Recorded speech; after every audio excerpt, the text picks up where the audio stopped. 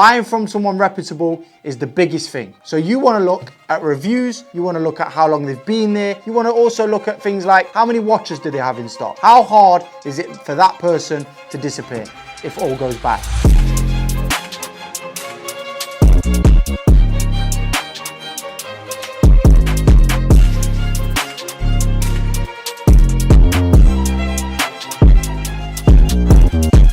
Here's your ultimate beginner guide on how to buy your first luxury watch. Buying a luxury watch can be a super daunting process, but we're here to make that process a little bit simpler. When you're buying your first luxury watch, there's a few boxes you should always make sure you tick. Number one, what are you buying the watch for? Is it for an investment or is it for preference? Second is budget. We need to find something that saves you cash, but also something that you love. Number three is buying from somebody reputable. Now this is the biggest box you should check. This is the one that people mess up on the most and it hits the pockets when they go to sell it. Step four is aftercare. This is making sure your watch stays in tip-top condition for the duration of its life. Let's go back to the start of my journey. When I was chasing a passion of just buying watches to collect and watches for myself, I made the first mistake, and that was buying an overpriced watch, which we all do from time to time, and even me as a dealer, I still do today. So the only thing I did right when buying a luxury watch the first time is I bought it off probably one of the biggest companies in the UK. But this also comes with a heavy price tag and an even heavier price tag when I went to sell it. So I was safe, but I wasn't secure in my investment or money as such. So you can combine the two. We can look at safety and we can also look at money. We combine the two, which makes a perfect transaction for buying a luxury watch. So the first luxury watch I bought as a consumer was a Datejust 41 smooth bezel with a charcoal dial. I still love the watch today and it's still a very hot seller for us because it's a great price point. That watch I lost £2,000 on and it was only a £6,000 price tag. So an expensive mistake to learn. So if I bought that watch at the right money, I'd probably expect to lose after a year, maybe £500 to £1,000 if bought correctly. So that's based on the market staying the same. So the dealer makes his margin, I have a watch I love for the year, and then when you come to trade it back in, you may get a little bit more back on a trade-in, but if it's an outright sale, you have to expect someone to earn some money somewhere. If you're buying a watch as an asset, we really need to focus on what brand you're buying and what model the watch is. So sometimes as an asset buy, this wouldn't be a passion purchase. This would be finding a happy medium between what you like and also what the market likes. However, if you're looking for a passion purchase and just following what you like, which I like to buy best that way, watches full stop are not an investment. They are either assets or passion purchases and expensive toys. Then just buy what you like. It's the best way I recommend personally to buy a watch, because that way, whether the market fluctuates, it goes up, it goes down, at least you have something that you truly love. So that leads me perfectly on to number two, budget. A huge thing when buying a luxury watch, but no one really likes to talk about the budget.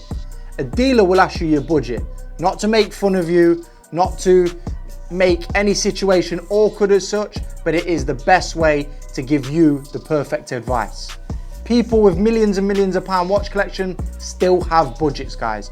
So don't be scared to say your budget and be honest. That way, we as a dealer can give you the best advice we physically can. So what happens usually is there's always a gray area with budget. I don't know what it is, but people don't like to express their budget.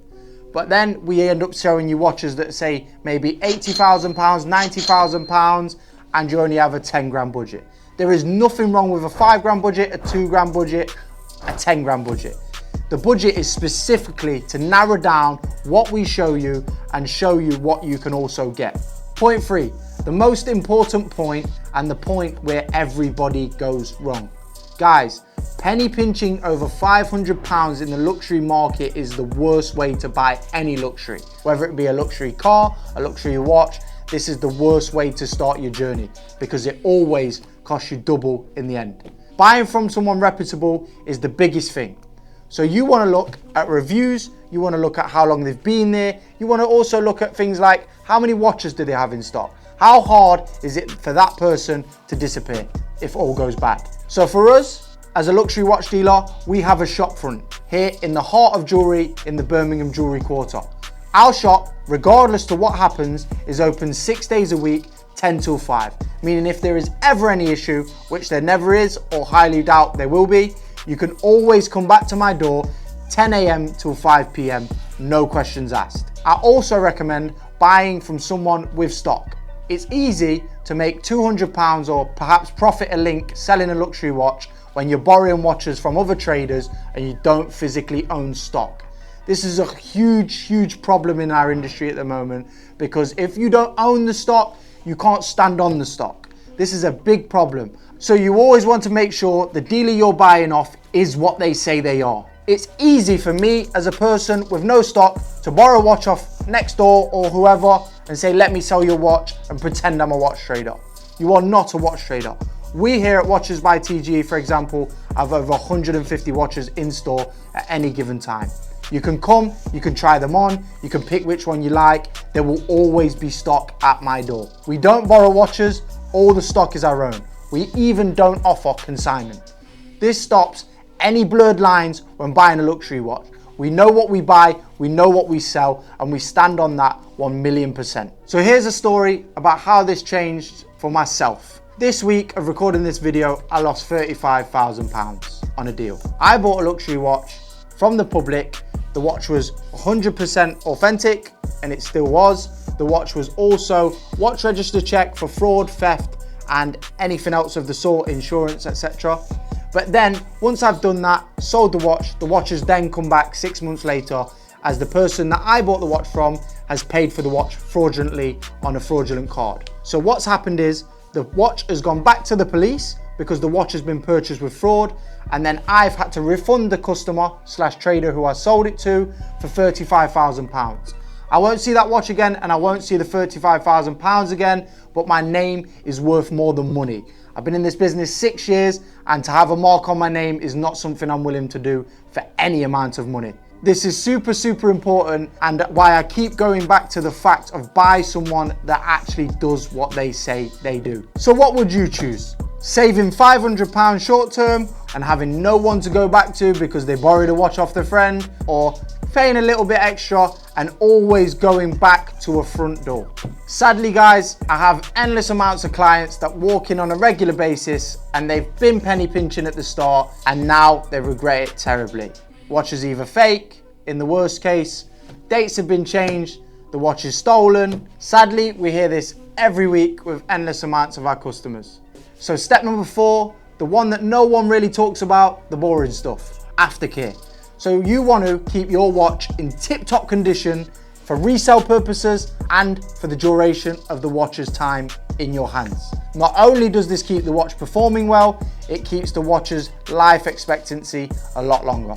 Please guys, do not always listen to guidelines. Just because Rolex say you have to service your watch every 5 years, this isn't necessarily true.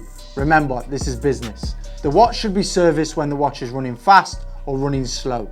That's when you know to service your luxury watch. A polish from time to time wouldn't hurt your watch. There's a misperception of polishing, saying, oh, it's bad for the watch, it's bad for the watch. It depends who does it. If you purchase a watch polish off Tom, Dick and Harry and they do it upstairs or in the basement and they've never done it before, you're gonna have a problem. So if you do it from an accredited watchmaker, you're gonna have no problems. They're gonna know to take off minimal edging and minimal surface, and they're just gonna bring that watch back to life again. A few little other things to watch out for and make sure you're doing correctly. Make sure the watch fits correctly. My watch is on my wrist. It doesn't slide up and down. It fits perfect. This reduces any bracelet stretch. I would also make sure, and probably the biggest rule, as you'll see in a clip from earlier today, Ben put it somewhere here, that water damage can happen. So you do need to make sure that your crown is always screwed in tight. This protects dust, water, and any other residue getting in your watch and damaging your movement. And that is Sarge's ultimate guide to buying your first luxury watch. Now you're ready to buy your first luxury watch, I'm gonna give you £250 off any watch in store at Watches by TGE. Congratulations on the first step of your journey, and I personally hope to see you soon.